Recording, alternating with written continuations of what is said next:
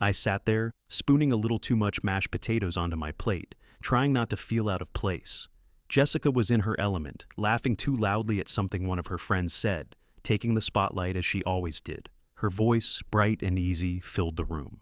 I tried to smile, nod along, but I couldn't shake the feeling that I was invisible. Her friends were nice enough, but they didn't feel like my people. Not anymore. I just wanted to get through the night without drawing attention to myself.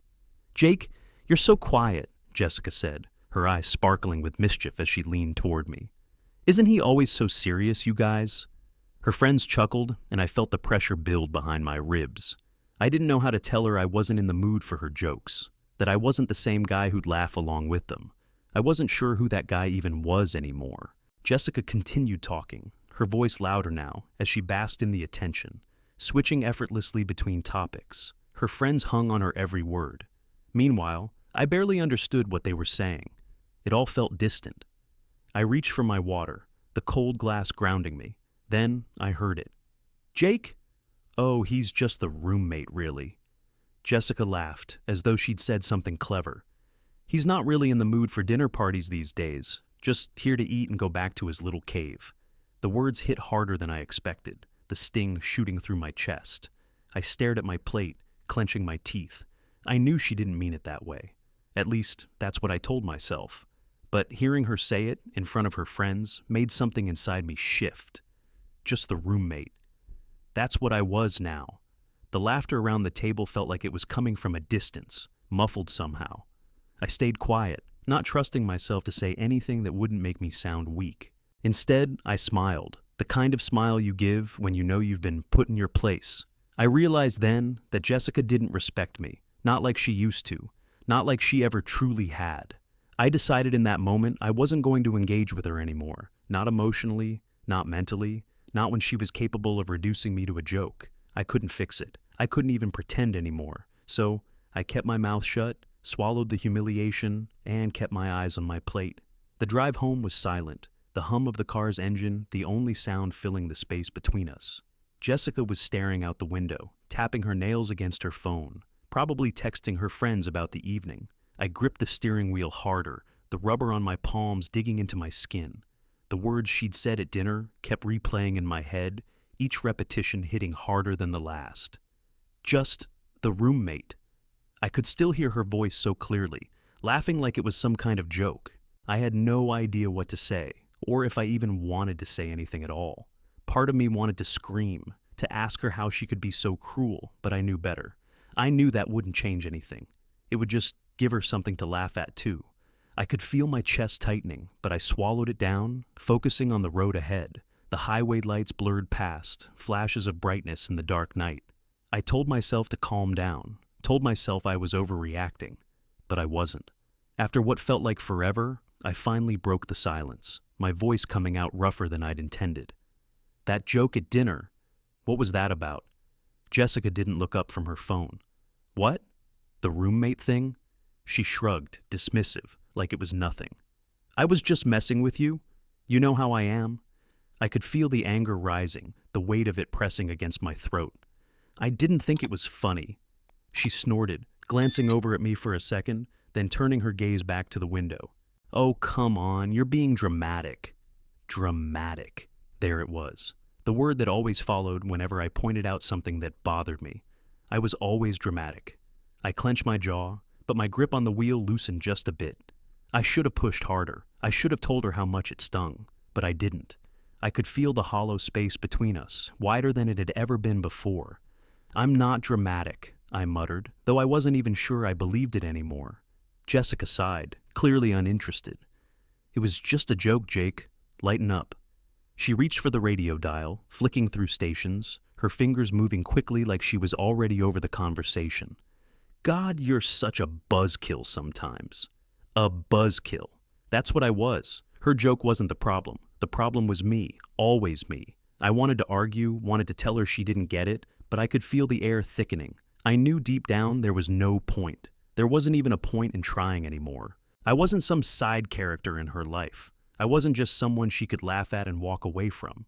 But that's exactly what I had become. I didn't say anything else. I didn't have anything left to say. Something inside me snapped then. I was done. Done trying to make her see me. Done trying to convince her that I mattered, because in the end, I didn't. The rest of the drive was silent. I let the weight of it settle in, no longer trying to push back the numbness. I didn't care if she noticed. She wouldn't. She never did. The next morning, I didn't say anything when I walked into the kitchen. I didn't greet Jessica, didn't ask if she wanted coffee. I just went about my business, pulling a mug from the cabinet, the silence in the room thick and heavy. I didn't need to look at her to know she was watching me, waiting for me to break the quiet. She was at the counter, scrolling through her phone, but her eyes flicked up briefly. She didn't say anything at first, but I could feel the shift in the air, the little things, the way she leaned back, the way she didn't ask me if I needed anything. She was testing me, I could tell. I didn't care. I didn't owe her anything. I poured myself coffee and sat down at the table, the steam curling up from the cup, keeping me grounded. It was strange, not having to smile, not having to pretend everything was fine. For once, I didn't feel the pressure to be someone I wasn't. Jessica cleared her throat, the sound louder than I expected. "You're really not in a mood, huh?" she asked, still focused on her phone, though her tone was a little too sharp. I shrugged. "Maybe." She didn't respond immediately, just kept tapping away at her screen. The silence dragged on, and I could hear the little huff she gave as she stood up to grab a cereal bowl from the cabinet. Her movements were quick, almost irritated. She looked at me again. "You know, you could at least try today." I didn't look up. "Try what?" She exhaled loudly, as if she was holding back something more. "I don't know, something." Her voice was tight now. I could tell she was getting frustrated, but she didn't push it, didn't demand more, like she usually would. She just went about her morning, making her breakfast and muttering a few more complaints under her breath. I didn't respond, not even when she asked me if I was going to work out later, or if I was going to actually do anything today. I could feel her eyes on me every so often, like she was waiting for a crack, something to break the wall I was putting up. But I didn't give her that satisfaction. I stayed quiet, distant. It wasn't as hard as I thought it would be. It wasn't like I had to force it. I'd done the pretending for so long that now it was almost effortless. The silence was mine, and it felt right. Like I was pulling away from something that had been wrong for a long time. Jessica didn't push it. She didn't ask why I was so quiet or why I wasn't engaging. She probably thought I was just in a mood that it would blow over. But I wasn't in a mood. I was done. The tension in the air didn't feel like a problem anymore. It felt like a shift. A new space between us that was already starting to grow. The more she tried to act like nothing had changed, the clearer it became that something had changed. I could see it in the way she moved, in the way she looked at me. The cracks were starting to show, even if she didn't want to acknowledge them. And for once, I wasn't going to fix it. The days passed in a blur, and the silence between Jessica and me only deepened. She tried, she always did. But I didn't engage, not once. She would ask about my day, but I'd give her nothing more than a vague grunt or a one-word answer. When she'd try to bring up plans for the weekend or some random thing on her mind, I'd nod or mumble something non-committal. It was like I was a ghost in the same house, present but invisible. At first, Jessica didn't seem to notice, or maybe she was too busy with her own life to care. Either way, she kept talking, assuming I'd snap out of it, or that whatever this was, it would pass. But it didn't. By the middle of the week, I started to feel the weight of it, the absence of all the things I'd been holding on to, the frustration, the anger, the bitterness. The house felt emptier without her really being here. The distance was a slow burn. I wasn't sure what I was more tired of, the noise or the quiet. Either way, the absence of real connection felt like it had been there longer than just a few days. I started noticing the little things that Jessica usually handled, the things I'd ignored because I was too busy pretending everything was fine. Dishes piling up in the sink, laundry half folded and left on the couch, a pile of unopened mail in the corner of the kitchen table. It wasn't like Jessica to leave things like that, not unless something was bothering her. I didn't offer to help, not once. I didn't want to fix it. I didn't want to pretend everything was okay. I wasn't even mad at her anymore. It was just done. Jessica noticed, of course. I could see the frustration creeping into her face, but she didn't say anything. Not directly. Not yet. One morning, she stared at me as I sat at the table, barely touching my coffee. "Are you going to do anything today?" she asked, voice tight, like she was holding something back. I didn't look up. What do you mean? She threw her hands up, exasperated. I don't know, Jake. Anything, like actually do something. She glanced around the room, her eyes falling on the mess. I can't keep cleaning up after you. I shrugged, keeping my gaze on my phone. I didn't ask you to. She exhaled sharply, clearly frustrated now. It's like I'm doing everything around here. I said nothing. I didn't care. Didn't. She lingered for a second, like she wanted to say more, but didn't. Her eyes were clouded with something, but she swallowed it down and walked away, leaving me in the quiet again. The days wore on like that. She'd try to make small talk, asking about what I wanted for dinner or if I'd heard from any of my friends. I gave her the same empty answers, each one a little more detached than the last. I could feel the unease in her now. She wasn't blind, and she wasn't stupid. She was starting to sense the tension, the fact that something was wrong, but she wasn't asking, wasn't confronting me. Maybe she thought I'd snap out of it. Maybe she thought I'd come to my senses, like I always did before. But this time, I wasn't going to. It bothered her. I could see it in the way she hovered around the house, in the way she bit her lip when she saw things weren't getting done. But she didn't ask. She just tried harder to fill the silence with her own words. The noise was her way of trying to push past the wall I'd built. By the end of the week, Jessica was visibly uneasy, glancing at me with a mixture of confusion and frustration. But she didn't say a word about it. Instead, she spent more time on her phone, texting people, probably looking for someone to talk to about whatever was happening between us. Anything but facing it. But I wasn't giving her the space to hide, not anymore. I watched her as she sat across the room from me one night, her eyes flicking up to meet mine for just a second before quickly looking away. She knew, and yet, still, she didn't ask. The silence was no longer just mine. It was ours. The following weekend, Jessica suggested we visit my parents for dinner. She said it like it was a normal request, like we hadn't been walking around this house like two strangers for the past week. I knew what she was doing, trying to act like everything was fine, trying to fill the silence with something familiar, something that looked like normalcy. I agreed, mostly because I wanted to see if she'd slip up, if she'd do something that would finally make me say what I'd been holding back. We drove to my parents' house in silence, the same tension between us. When we arrived, my mom greeted us warmly as she always did. Jake, Jessica, it's so good to see you two. Her hug felt like she was trying to hold everything together, and maybe she was. Dinner started off like it always did, with small talk about work and the weather and how things had been going. It was all surface level, predictable. My mom served her usual roast, and my dad cracked a joke about the dog chewing up another pair of shoes. The kind of routine that usually made me feel grounded. But tonight, I couldn't shake the feeling that something was off, that the walls were closing in. Jessica seemed at ease, laughing along with my parents, engaging in the kind of conversation that made it seem like she was still part of the family. I tried to get into it, but it was hard with the weight of everything between us. I stayed quiet, picking at my food, trying to tune out her voice, the way she laughed a little too loud. At some point, I felt the shift. Jessica was talking about something, recounting a trip we'd taken, and she casually said, Jake was totally checked out the whole time. He's so emotionally absent these days. I mean, it's like living with a roommate, not a husband. I froze, the words sticking in my throat. It wasn't the first time she'd said something like this, but it was different now. She didn't even look at me when she said it, just tossed it out like it was a harmless joke. But I could feel my mom's gaze on me, could see the flicker of disappointment in her eyes. I wasn't sure if I was more upset with Jessica for saying it, or with myself for letting her get away with it for so long. But I couldn't stay quiet any longer.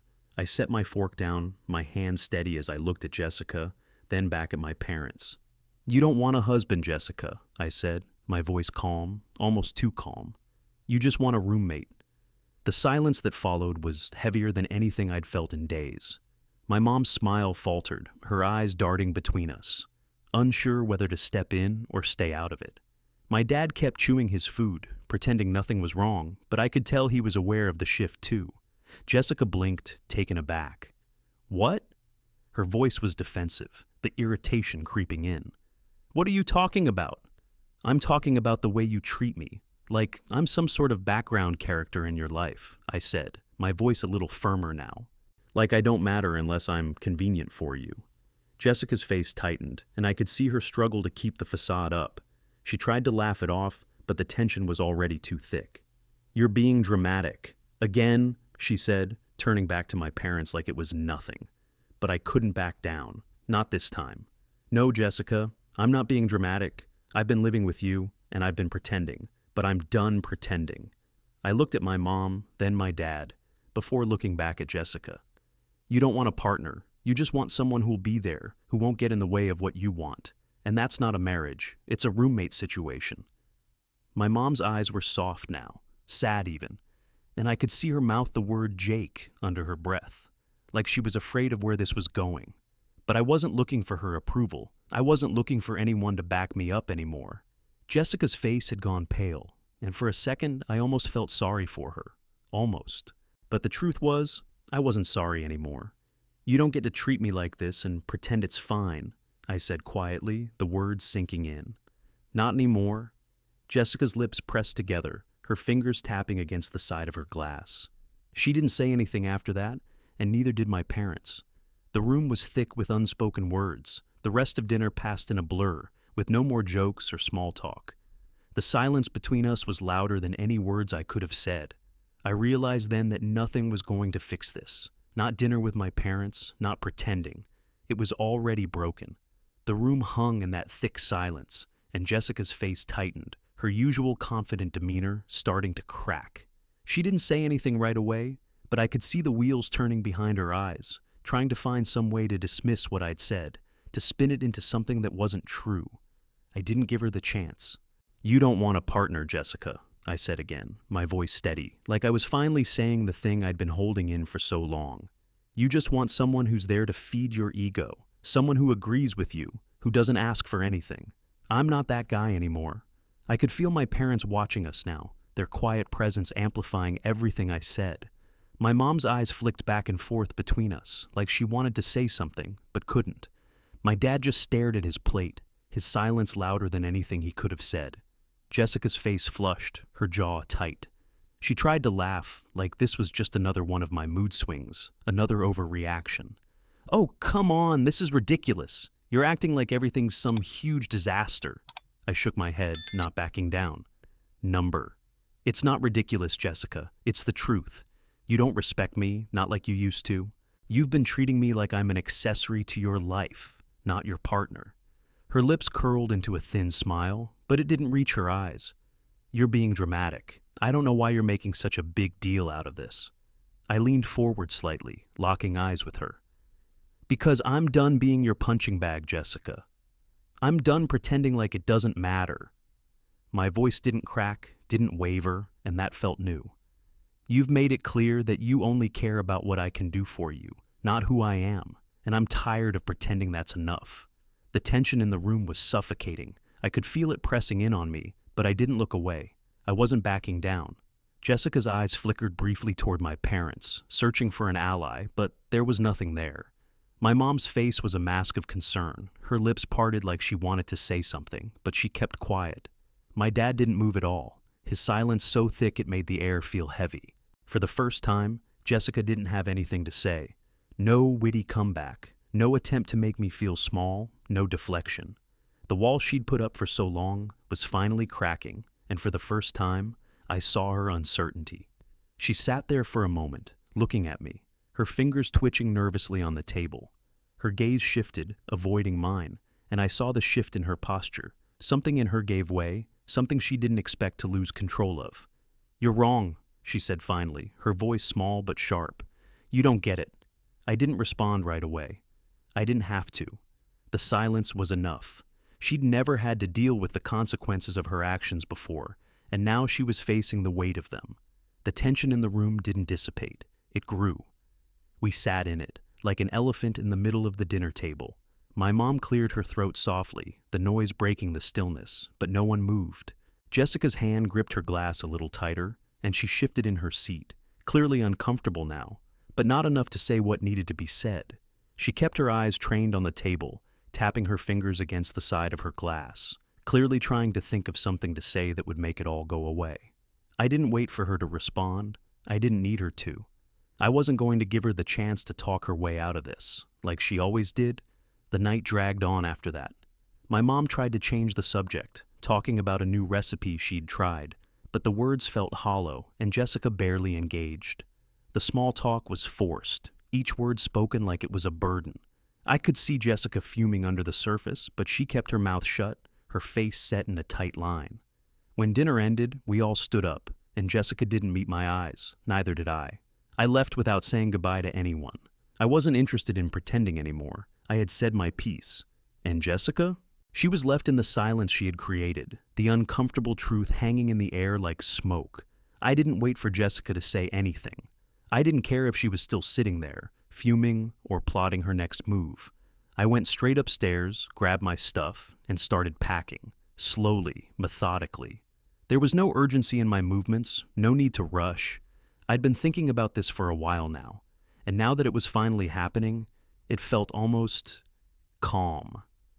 Jessica wasn't downstairs when I started. Maybe she thought I was just cooling off, that I'd changed my mind, or that it was just another one of my moods like she always liked to call them. I didn't know, and frankly, I didn't care anymore. The sound of her footsteps on the stairs pulled me from my thoughts. She came into the room, standing in the doorway for a moment, watching me with that same unreadable expression she always wore when she thought she could manipulate me back into her world. "What are you doing?" Her voice was guarded, but there was a hint of confusion in it. She couldn't grasp what was happening, not yet. I didn't look up from the suitcase I was filling with clothes. I was calm, too calm, as if I had already accepted the fact that this was it. "Packing," I said. The word hung in the air between us like a statement of fact, not an invitation for her to argue. Her silence followed me as I continued packing, folding shirts and throwing them in. I could feel her eyes on me, like she was waiting for me to say something else, something more dramatic, something that would give her an excuse to turn this into a fight. But I wasn't giving her that. "You're just gonna leave?" she asked after a long pause, the words a little shaky. "Just like that?" I stopped folding and looked at her, but I didn't say anything. I didn't need to. She knew. She just didn't want to admit it. She needed me to fight back, to beg her to stop, to make it about her. But I wasn't doing that anymore. "Where are you going?" she pressed again, her voice growing more defensive now, like I was doing something wrong. I continued what I was doing, not answering. The question hung in the air, pointless, like she couldn't grasp the simplicity of it. I was leaving. That's all there was to it. Finally, after a few more seconds of silence, I zipped up the suitcase and turned toward her. "I'm not answering that." I said it without any anger, just truth. "I'm done with this." Her eyes flared with something, maybe panic, maybe frustration. But it didn't matter anymore. She opened her mouth like she was about to say something, but I didn't wait for her to find the right words. I walked past her, leaving her in the doorway. She stepped aside, but didn't move. I grabbed my keys from the counter, my hand steady, and headed for the door without a single look back.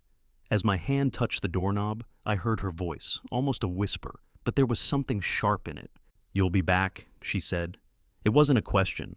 It was a statement, like she knew better, like she knew me too well to believe this was really happening. I paused for a split second. Then I opened the door, stepped outside, and didn't look back. The first few days without Jessica were quiet. I stayed at my friend Ben's place. It was the kind of peace I hadn't realized I needed. No noise, no demands, no pretending. Ben was understanding but gave me space. We'd talk here and there, but mostly I just sat in the silence, enjoying the stillness that felt like a weight had been lifted from my chest. There was no one expecting me to play a part, no one to make small talk with. I could breathe. Jessica reached out that first night.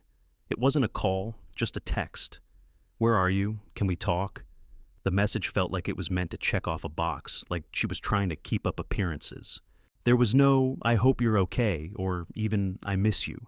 Just that empty space she always left when things got hard. I didn't reply. The next day she texted again. "This isn't like you. Where are you staying?" Nothing. By the third day the messages came in faster, one after the other, but still all the same. "I need to talk to you. This is stupid. Why won't you answer?" They weren't apologies or even attempts to understand what had happened. It was like she was mad I wasn't playing by her rules, mad I wasn't falling for whatever act she expected. I didn't answer any of them. It wasn't that I didn't want to talk to her. I did once. I thought I did. But everything had become so hollow, so fake. and the more she reached out, the more it felt like she was just filling the space with noise, desperate to get me back into her orbit, desperate to control the narrative. She wasn't asking about me. She wasn't asking if I was okay. She was asking where I was because she needed something from me. By the third day, something changed. I could feel it from the other side of the phone, the shift in her tone. It wasn't just frustration anymore. It was fear, a slow realization that I wasn't coming back, that I wasn't responding, that maybe, just maybe, I was done. I could almost see her pacing around the house, trying to figure out why I wasn't texting, why I wasn't calling. It was all starting to click for her, that this wasn't some fight I'd come back from, that this time was different, that I meant it. That was when the loneliness hit her. I could almost hear it in the way she texted me that last time, the urgency turning into something raw and vulnerable. "Please, Jake, we need to talk. I can't do this by myself." I didn't reply. I sat on Ben's couch, the silence between us becoming a comfort. I felt a strange peace, the kind I didn't know I was missing until it was there. And it made me realize just how much I had been suffocating under the weight of her words, her expectations, her never-ending need for validation. As much as I wanted to give in, as much as I could feel that pull to reach out, I knew I couldn't. Not anymore. Not when every word she said was meant to twist things, to pull me back into a game I didn't want to play. By the end of the third day, I had stopped looking at my phone. I didn't need to. I knew what was happening. Jessica was starting to feel the weight of it all, the silence, the emptiness, the realization that I wasn't coming back. But that was her problem now, not mine. I didn't engage, I couldn't. And as the quiet stretched out between us, I felt something I hadn't felt in years, relief. It had been a week, one full week of silence. And then the voicemail came. I'd let the phone ring, the number from Jessica flashing across the screen. I didn't pick up. I never did anymore. But as the day wore on, I could hear it, the notification buzzing in the back of my mind. One new voicemail. Finally, I listened to it. Not because I wanted to, but because I was curious if she would finally say something that made me want to respond. Her voice came through shaky, filled with the kind of regret I'd heard 1,000 times before but never believed. "Jake," she started, and I could hear her take a deep breath. She was trying to hold it together, but there was something raw in her voice. "I messed up. I know I did. I've been thinking about everything. And I realize now, I don't know what happened. I don't know how we got here, but I'm sorry. I'm really sorry." There was a pause, and I could hear the crack in her voice. "Please, Jake, just come back. We can fix this. I don't want to lose you. Please call me. Please." I let the silence linger after the message ended, just letting it hang there. The way her words felt like nothing more than an echo in an empty room. For a moment, I thought about responding. It would have been easy to text back or call her, but then I remembered the last year of my life with her, the manipulation, the disregard, the endless cycle of her trying to make me feel less than I was. She didn't get it. She never did. And even now, in this moment of desperation, she wasn't asking how I was or if I was okay. She was just trying to fix what she'd broken for her own sake. I deleted the voicemail without responding. I wasn't interested in her apology. It didn't matter anymore. The following days, her attempts kept coming. Texts, more voicemails, missed calls, all of them with the same undertone, apologetic, regretful, like she could just hit reset and everything would go back to normal. But I didn't bite. Not this time. Not after everything. As the days passed, I found myself feeling less and less tempted to pick up, to engage in the old patterns. I realized something as I sat there, phone in hand, ignoring the buzzing messages from her. I was finally free. There was a peace in the absence. I hadn't known how much weight I'd been carrying until it was gone. The constant worry of making her happy, of holding things together when she wasn't even trying herself. It was all gone. I was no longer trapped in the cycle of trying to make it work when it was already beyond saving. The strangest thing was, I felt relief, real relief, like I could breathe for the first time in years. It wasn't anger or sadness or even regret. It was just quiet. And that was something I hadn't known I needed until I had it. I didn't know what came next, but for the first time in a long time, I didn't feel like I needed to. I wasn't chasing her approval anymore, or waiting for her to validate me. I was standing on my own 2 feet finally, and I realized, maybe for the first time, that I was better off without her. It had been 2 weeks since I left, and I thought I was done. I thought I had moved on. But then there was a knock on my door. I wasn't expecting anyone. I walked over, opened it, and there she was, Jessica. But not the way I remembered her. She looked tired, her eyes red, her posture slumped in a way I'd never seen before. All that confidence, all that certainty she always carried around with her, it was gone. She looked small, vulnerable. For a second, I almost didn't recognize her. "Jake," she said, her voice shaky. "Can we talk?" I didn't say anything at first, just stood there in the doorway, looking at her. She wasn't the same person who had mocked me at dinner or treated me like I was invisible. The woman standing in front of me was someone else, someone who was finally feeling the weight of what she'd done. I let her in, but I didn't invite her to sit. I stayed standing, arms crossed, watching her. "I know I messed up," she started, her voice quieter than I expected. "I've been thinking about everything. About us." She paused, glancing around like she was trying to find the words. "I know I've hurt you, and I didn't mean to. I didn't realize how much I was taking you for granted, but I want to fix it. I can fix it." Her eyes searched mine, full of that old desperation. She wanted me to believe her. She needed me to. But I didn't. Not anymore. I could feel the old patterns creeping in, the way she was trying to pull me back into her world. She wasn't asking how I was doing, or even why I left. She was just trying to make me feel sorry for her, trying to make me believe that everything could go back to the way it was if I just gave her another chance. But it wasn't about her change. It was about me, finally understanding that I didn't want to be part of this anymore. I took a breath, my voice calm, steady. "It's too late, Jessica." Her eyes flashed with confusion. "What do you mean?" "We can work this out. I can change. I'll do whatever it takes." I shook my head, feeling no anger, no bitterness, just a quiet sense of finality. "You don't get it. It's not about changing anymore. It's about what you did, and I can't fix it. I don't want to." Her expression faltered, and for the first time, I saw the real hurt in her eyes. But it didn't move me. It didn't change anything. "I've moved on," I said, my voice barely a whisper now, but strong in its truth.